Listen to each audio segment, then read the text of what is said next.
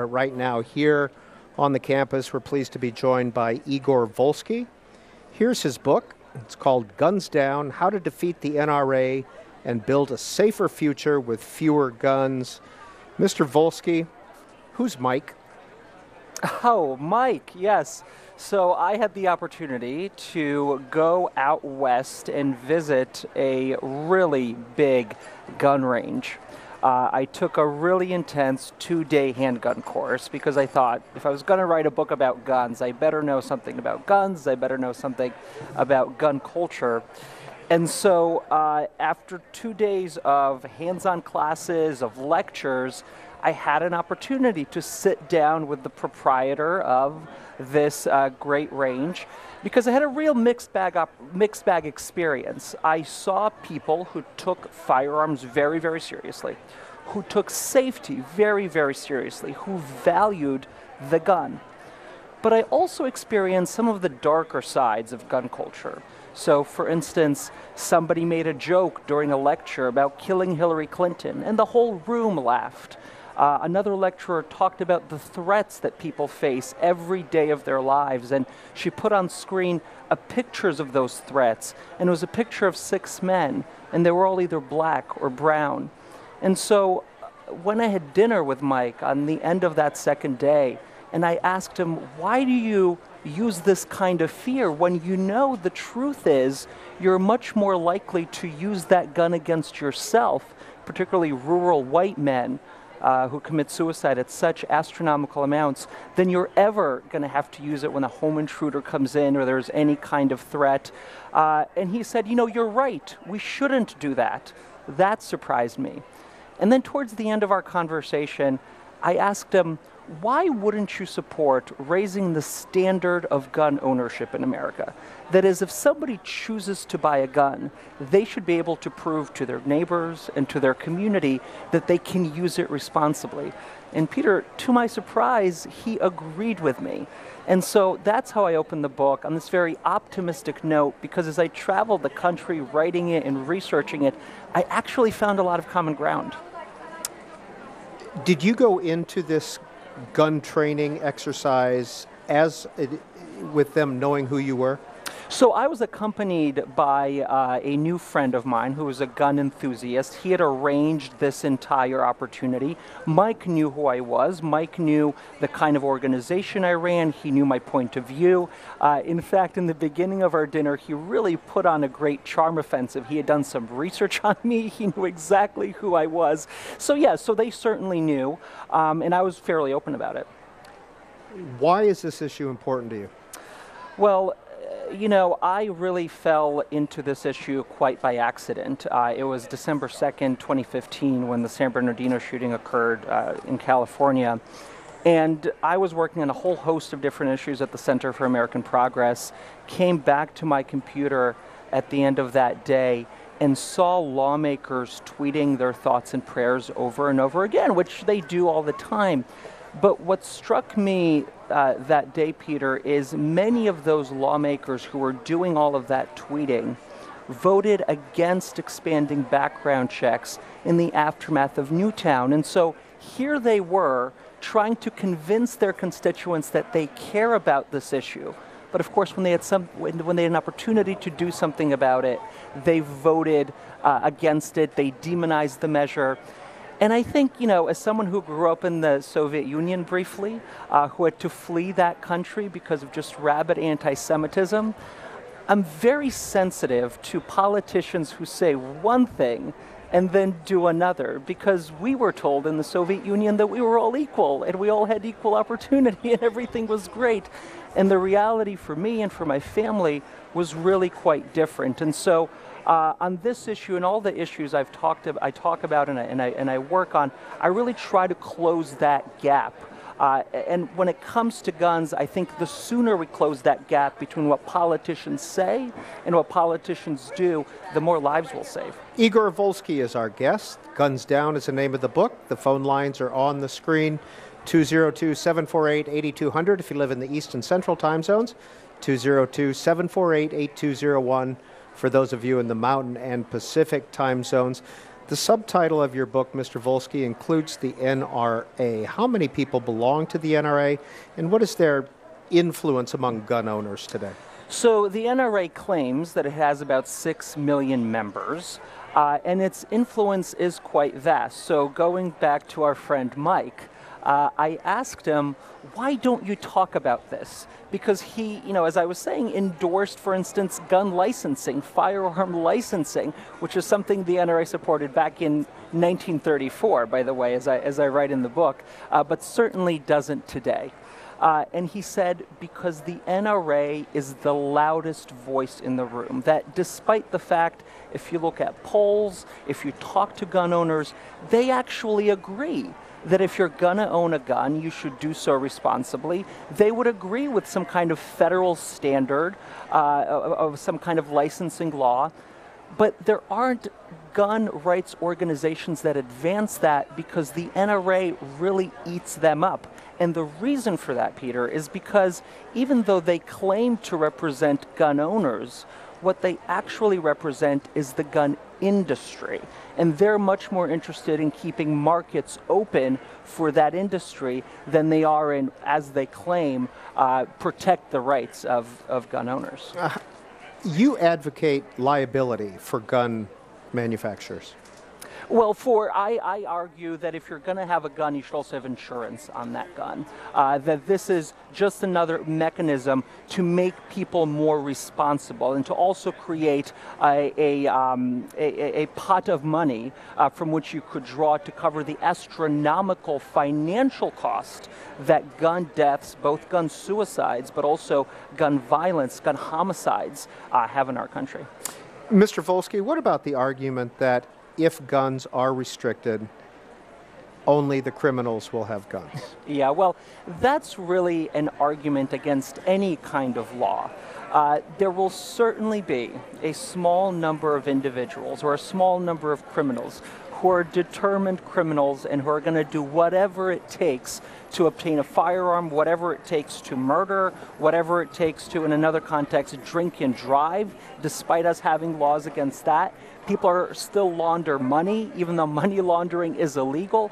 So it's absolutely true that there will be criminals who will do whatever it takes. But what we know from what other countries have done, what other states have done that have tougher gun laws, is that if you change the environment in which guns are bought and produced, you make that environment safer for everybody, for the overwhelming majority of Americans, and that's really how we should be making laws. So let's look at Chicago, which has strict gun laws as a city, but there are so many shootings, or it seems that there are so many shootings in that city. Well, part of the problem is all of the guns that are coming in from Indiana, where guns are so much easier to get, which is why I call for raising the standard, having a much tougher federal standard in all 50 states.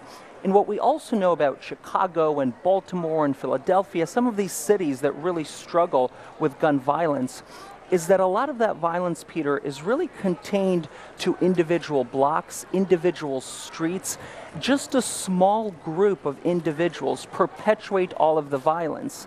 And there are programs out there called community-based violence intervention programs that work with violence interrupters from within those communities. Those interrupters know who perpetrates most of the violence, and they work with them to change community behavior, to change community norms, so that if you and I have some kind of spat or have some kind of disagreement, I no longer use my gun to make good, that we are able to channel that energy and resolve conflict without a firearm. Those programs have been incredibly successful, and in the book, I argue we need to really fund them significantly. Let's hear from Marie, who's calling in from Tuskegee, Alabama. Marie, you're on Book TV with author Igor Volsky.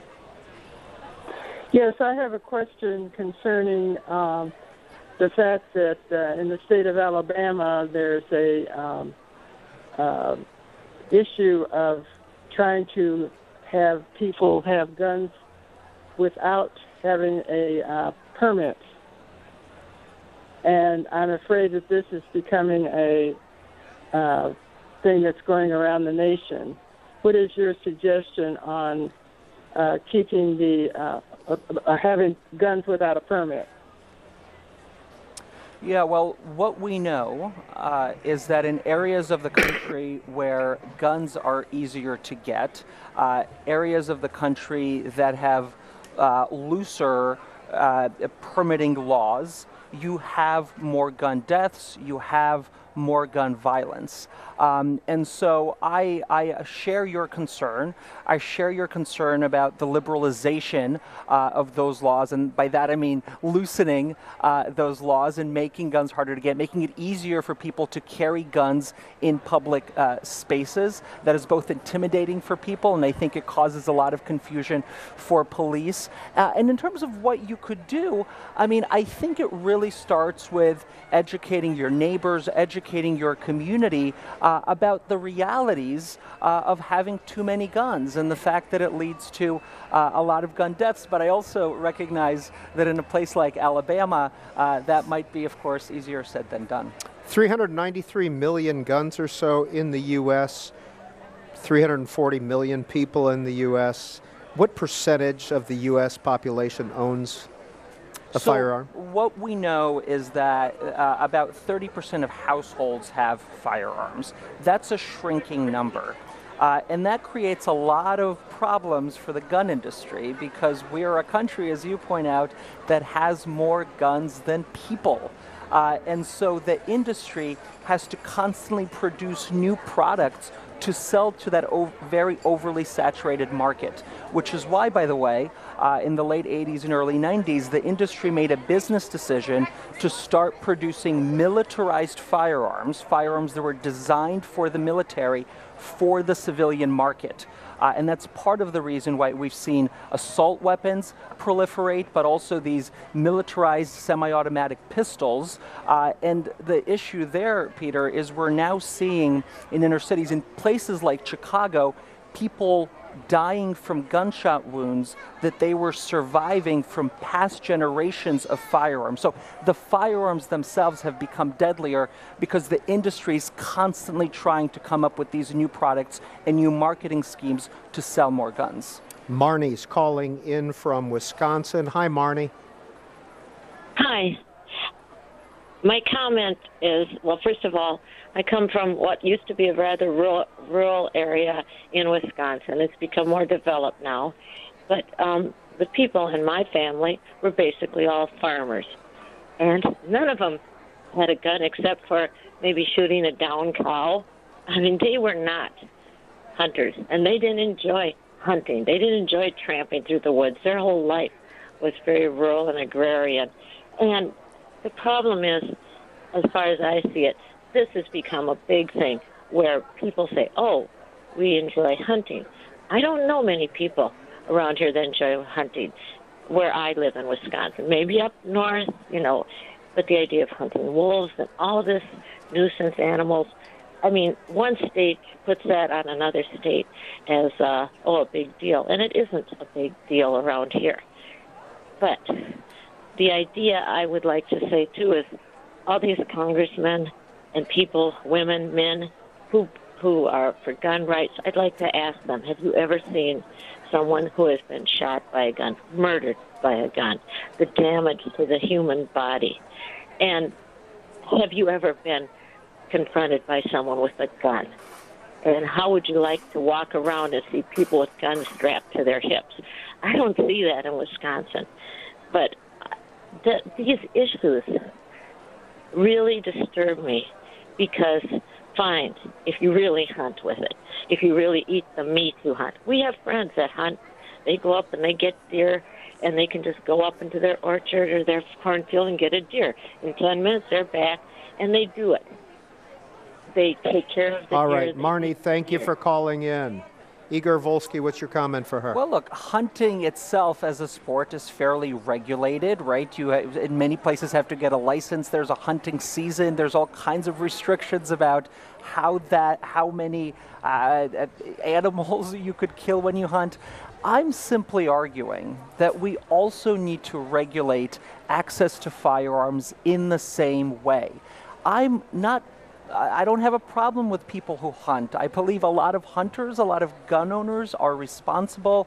I'm just saying we need to take that responsibility, create a new national federal standard for firearm ownership, and really frankly redefine what patriotic gun ownership is.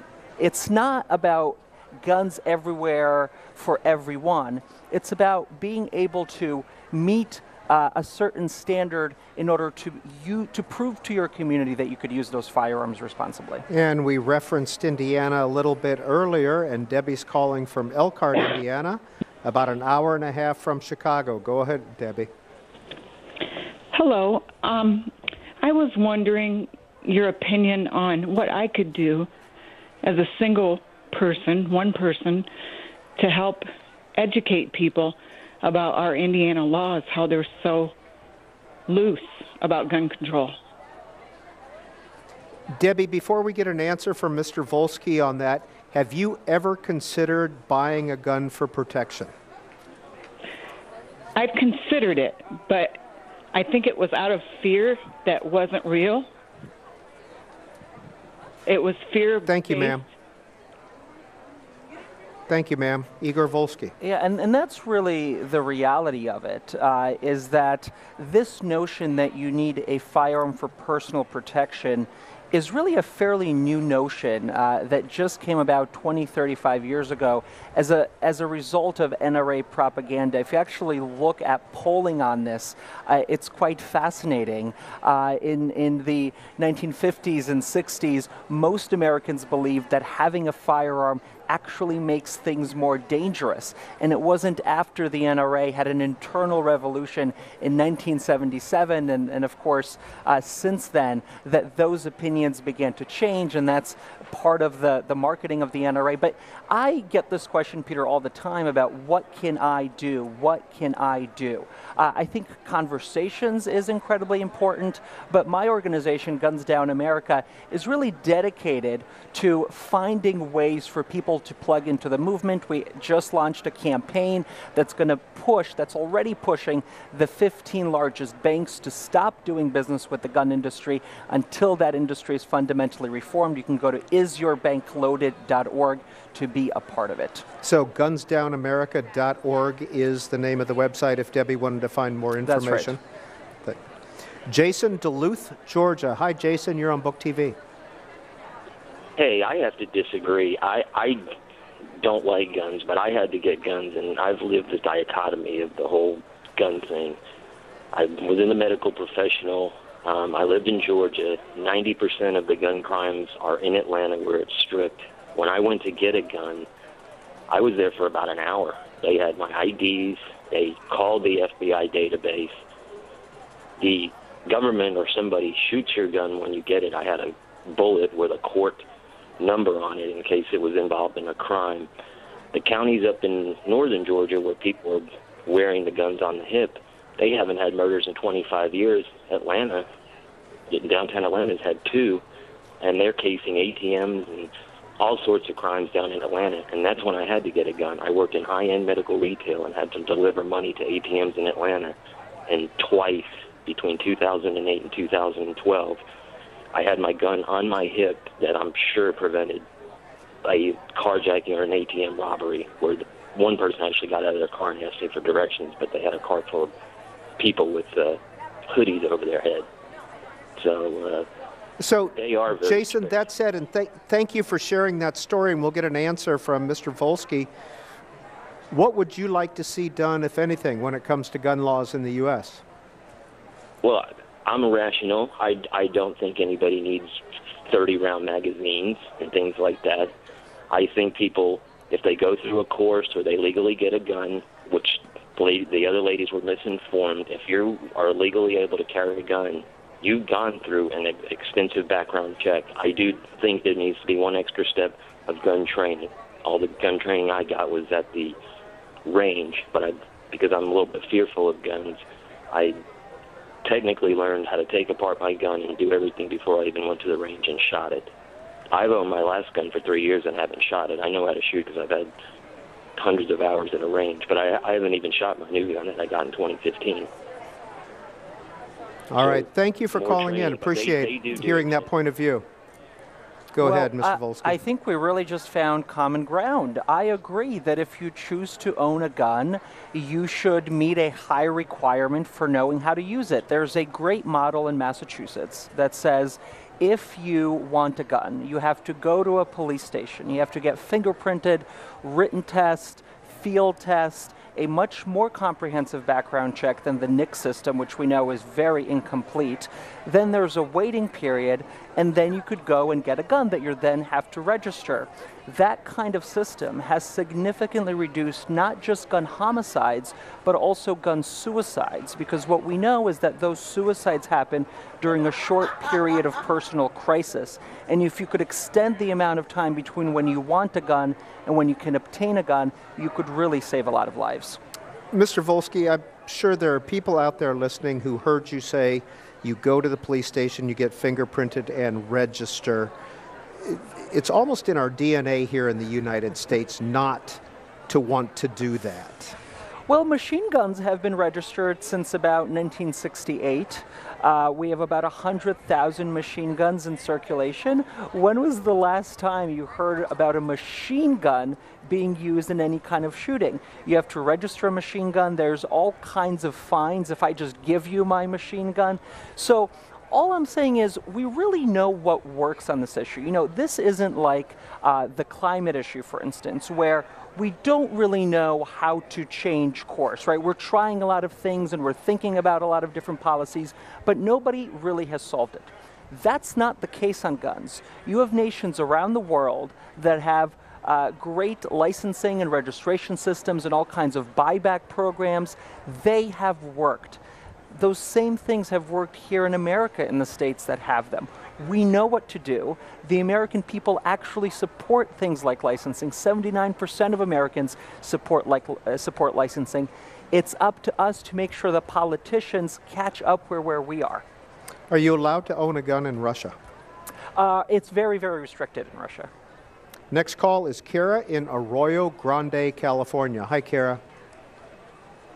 Hello. My question for Mr.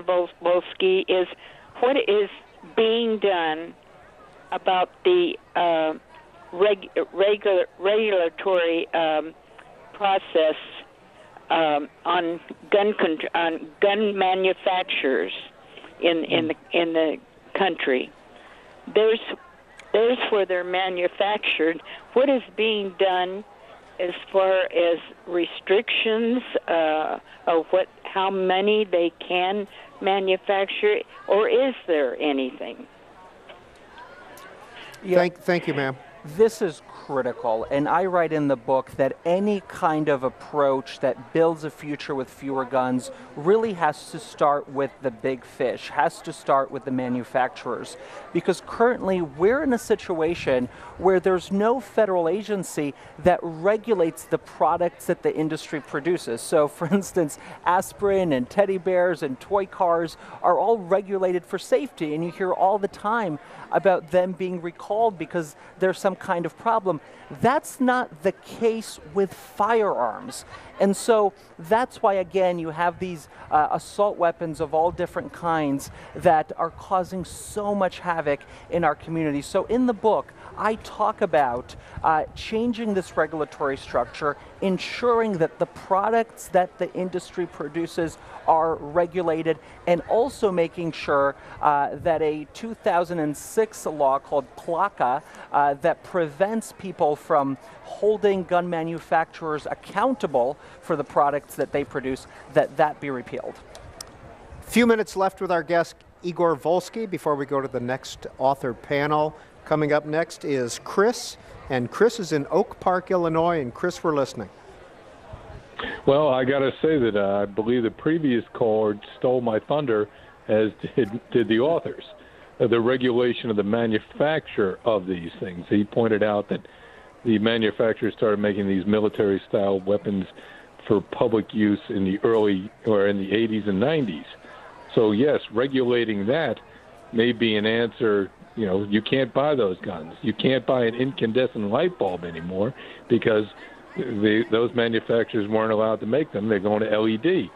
You know, can the onus be on the manufacturers so these guns don't get sold to the public at all, but because they can't be made? And thank you for your book. I guess I'll have to buy it, and look forward to your answer. Listen on the TV. Thank you.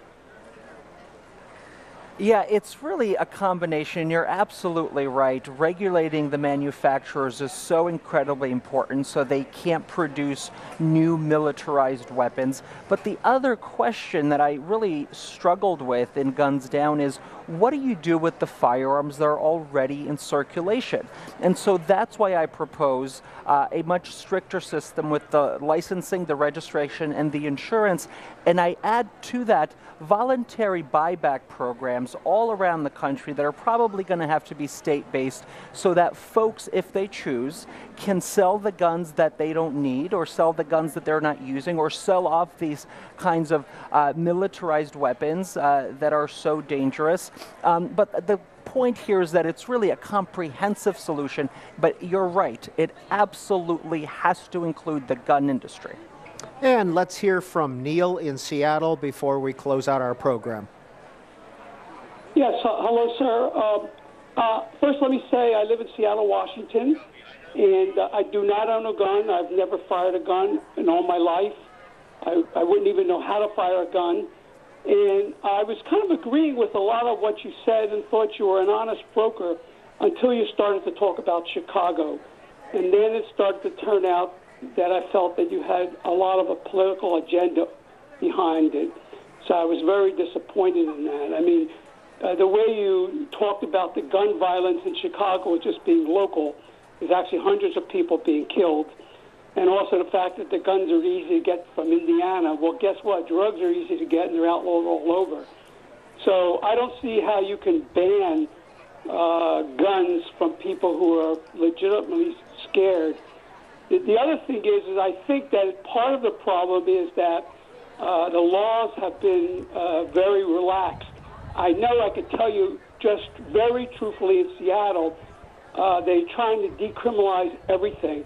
And there's all kinds of crazy mentally ill people running around beating up bus drivers, and they're not being dealt with in the criminal justice system. So unless you... All right, we're going to have to leave it there. Neil in Seattle, thank you. Mr. Volsky, you have about 30 seconds to answer a pretty profound question. Well, I think I was pretty honest about what's happening in Chicago. There's a lot of gun violence there. That violence is being perpetrated by a small number of people, and that there are programs in Chicago that have been working. Now, is there still a problem? Yes. Are a lot of the guns coming from Indiana? Yes. Do we need a federal solution to this problem? We do. Igor Volsky. The book is called Guns Down, How to Defeat the NRA and Build a Safer Future with Fewer Guns. Thanks for being on Book TV. Thank you for having me. And coming up, a full day of coverage here from the Los Angeles Times Festival of Books in about an hour.